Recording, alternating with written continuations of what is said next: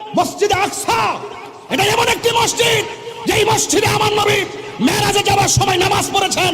এই মসজিদ সেই মসজিদ যেই মসজিদের পাথরগুলো একদম সমুদ্রের তলদেশ থেকে জিনদের মাধ্যমে উঠানো হয়েছে। প্রত্যেকটা পাথরে সূরা ইয়াসিন লেখা ছিল। এমন মসজিদ, এই মসজিদ সেই মসজিদ যেই মসজিদ মুসলমানদের প্রথম কিবলা ছিল।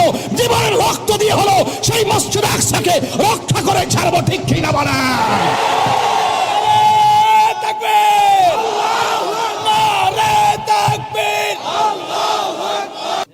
এবার মিল্লামিশা চলেন, সবাই মিল্লামিশা লন, আমরা ফিলিস্তিন যাই। কতক্ষণ ঠিক না বেঠে? এটা পরিষ্কার কথা। আসেন, বসেন, কথা বলেন। আসেন, আমরা কি ধারণ করি বুঝা যান। বইয়ের বাংলার জমিনে সার তিন বেলা খাইয়া খেয়া খালি ফেসবুকে লিখলে চলতো না। ডাইরেক্ট চলে আমরা যাই, আমরা প্রস্তাব করি, আমরা পাঠাই দেন। শুধুমাত্র বেশি আমরা ট্রেনিং লাগতো না, ডাইরেক্ট সমান করে বললাম। কতক্ষণ ঠিক না? আয়েন মুসলমানদের অবস্থা ভালো না। আমরা ঠেলাঠেলির কারণে কিন্তু এই সুযোগটা হয়েছে।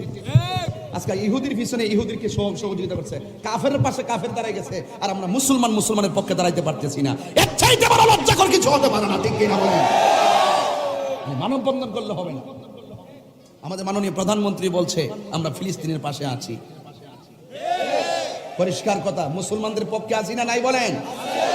ছোট্ট ছেলে মেয়ে একটা বলছিল, তোর আমাকে বুলেট চালা, বুলেট নিব কিন্তু বিচার দিব আল্লাহর কাছে।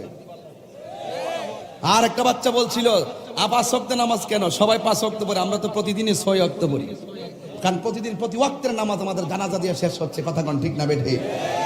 তো সেখানে আমাদেরকে মৃত্যুর ভয় দেখে লাভ নেই। ইসরায়েলের গুন্ডা বাহিনীরা, বাদামিমার বাচ্চারা ফিলিস্তিনের মধ্যে আইসা মাপ চাইয়া বাপ ডাইকা জায়গা নিয়া এখন বলতেছে ফিলিস্তিনরা অবৈধ, তারা বলে বৈধ। এটা কি মেনে নেওয়া যায়?